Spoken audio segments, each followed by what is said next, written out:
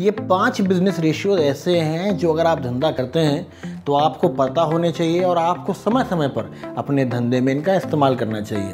देखिए, आप कहेंगे भैया हमारा धंधा तो सब चंगा चल रहा है, क्या ज़रूरत है? लेकिन अगर आपको अपने धंधे को बेहतर करना है, उसकी समझ को बेहतर करना है, उसकी प्रॉफिटेबिलिटी को बेहतर करना है, तो इन टूल्स का इस्तेमाल कीजिए और ये आपके काफ़ी काम आएंगे।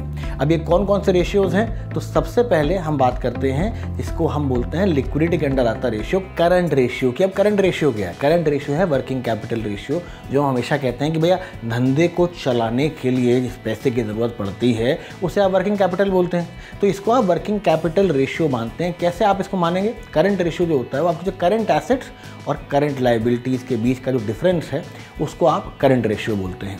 उसके बाद एक रेशियो होता है क्विक रेशियो। अच्छा, क्विक रेशियो का ना एसिड टेस्ट रेशियो भी कहते हैं, क्योंकि ये करंट रेशियो के जैसा ही होता है, लेकिन आप कितने अपने कर्ज़ों को चुका सकते हैं उसको ध्यान में रखते हुए आपको बताता है। अब क्विक रेशियो का फॉर्मूला क्या है? क्विक रेशियो का फॉर्मूला है कि भाई आपका जो कैश है, आपके जो कैश इक्विवेलेंट है, आपके पास जो सिक्योरिटीज़ हैं मार्केट में, और जो अकाउंट रिसीवेबल यानी कि जो पैसा आना है, उसके मुकाबले में आपकी करंट लायबिलिटीज़ कितनी है। यानी कि भैया जितना पैसा पड़ा है और जितने पैसे देने हैं उसमें डिफरेंस क्या है, ये आपको बताता है क्विक रेशियो।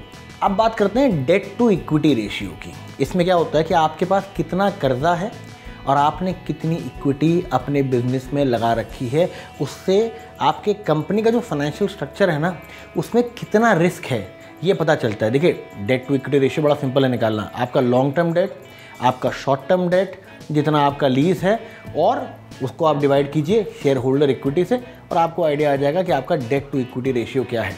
आपका जो debt to total assets ratio है, यह आपको ये बताता है कि आपके कितने परसेंट कंपनी के एसेट हैं वो क्रेडिटर से फाइनेंस किए हैं कि उधारी में तो नहीं है, अपनी जेब में कुछ है कि नहीं है, वो आपको मालूम पड़ता है डेट टू टोटल एसेट से। ये कैसे मालूम पड़ेगा? आपका total date divided by total asset.